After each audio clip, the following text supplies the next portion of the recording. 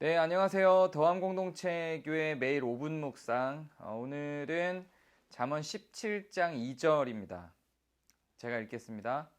슬기로운 종은 부끄러운 짓을 하는 주인의 아들을 다스리겠고 또 형제들 중에서 유업을 나누어 얻으리라. 아멘. 오늘 이 본문에 대해서는 두 가지 해석이 있습니다. 이 두 가지 해석이 다 배경을 알아야 해석이 가능한 해석입니다. 그냥은 좀 이해가 안 되죠. 슬기로운 종이 있는데 부끄러운 짓을 하는 주인의 아들을 다스린대요, 종이. 그리고 형제들 중에서도 아들로서의 의미겠죠. 유업을 나누어 얻는데요, 그 종이. 여기에 대해서 두 가지 해석이 있는데 첫 번째 해석은 이러합니다. 우리나라 기준에서 조선시대를 생각하면 종이 자기의 주인의 아들을 가르치는 걸 상상하기는 어렵죠. 종은 무식하고 배우지 못한 사람들이에요. 주인의 아들은 서당이나 혹은 서생이나 과거 시험을 보려다가 실패했던 사람이나 훈장님들한테 배우게 되겠죠. 그런데 이 옛날 아랍 기준의 아랍 문화에서는 종이 가르쳤어요. 어떤 구조냐면 주인이 이제 굳이 공부를 하기 싫어요.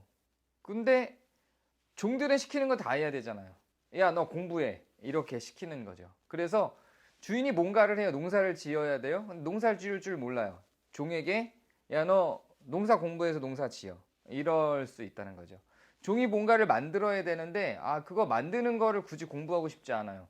종한테 시켜서 너 저거 연구해서 저거 만들어. 이럴 수 있다는 거예요. 조선시대, 우리나라의 기준으로 조선시대에는 종들이 글을 배우고 문자를 익혀서 주인보다 뭔가가 뛰어나면 안 된다는 생각을 했던 거죠. 그런데 아랍 시대에 히브리도 결국은 그 아랍의 한 문화권을 형성하고 있으니까요. 그 아랍 시대의 인식은 종이 주인의 아들을 가르칠 수 있을 만한 지식을 습득해서 가르치도록 그렇게 했다는 거예요. 갈라디아서 3장에 보면 예전 성경에는 봉학 선생이라고 되어 있었어요. 지금 성경에는 초등교사라고 바뀌어져 있어요.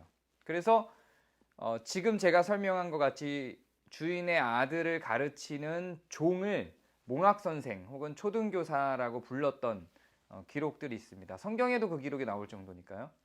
그러니까 지금 여기서 말하고 있는 이 슬기로운 종이라고 하는 자는 봉학 선생인데, 즉 초등교사인데 주인의 아들을 가르치는 교사인데 주인의 아들이 워낙에 몹쓸 짓을 많이 하고 그러다 보니 주인이 오히려 그런 몽학 선생을 더 잘 대우해서 스승이기 때문에 아들을 잘 보살필 수 있도록 그렇게 유업을 나누어주고 이 아들을 끝까지 책임질 수 있도록 해준다는 그런 해석입니다. 그래서 그 해석 가운데 이 해석을 뒷받침하는 우화도 있어요. 실제로 아랍에 우화가 있는데요. 이 이야기를 그대로 적용한 우화가 있습니다. 한 주인이 있었는데 몽학 선생, 즉 초등교사에게 아들을 가르치도록 하다가 이 아버지가 주인이 죽을 병에 걸린 거예요. 그래서 이 아들이 다 크는 걸 보지 못하고 죽을 수밖에 없게 된 거죠. 그래서 그 초등교사를, 즉 몽학 선생을 몇 가지를 테스트를 해요. 이 사람이 얼마나 정직한 사람인지, 자기 아들을 얼마나 사랑하는지를 테스트를 합니다. 그리고 오히려 자기의 다른 아들, 이 아들이, 몽학 선생이 가르치는 아들이 좀 못난 아들인데요. 그 외 다른 아들들은 오히려 이 못난 아들을 조금 이렇게 무시하고 이렇게 되는 거죠. 그래서 그 몽학 선생에게, 초등교사에게 이 아들을 끝까지 책임져 달라 부탁하면서 유산을 상속하는 그런 우화가 있습니다. 아랍의 우화예요. 그러니까 첫 번째 해석은 이런 해석이에요. 초등교사 혹은 몽학 선생으로서의 아들을 잘 책임져 줄 수 있는 사람으로 안내하는 그런 해석이고요.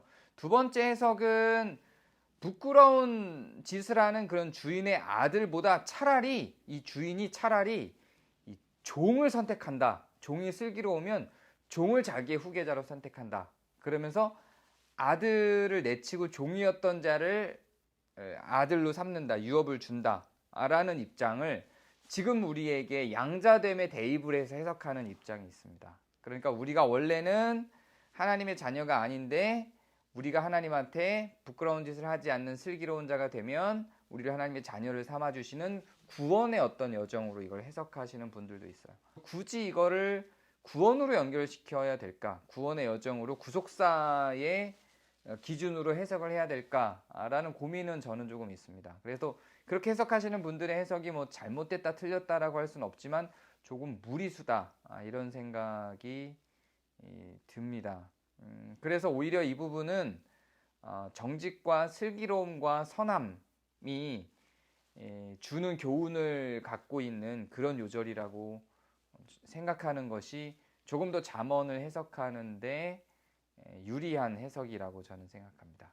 오늘 하루 여러분의 삶 가운데 여러분의 신분과 갖고 있는 소유와 상관없이 슬기로운 자로서 살아가서 모든 사람들로 하여금 그 슬기로움이, 여기서 말하는 슬기로움은 선함과 의로움인 것을 이제는 아시겠죠?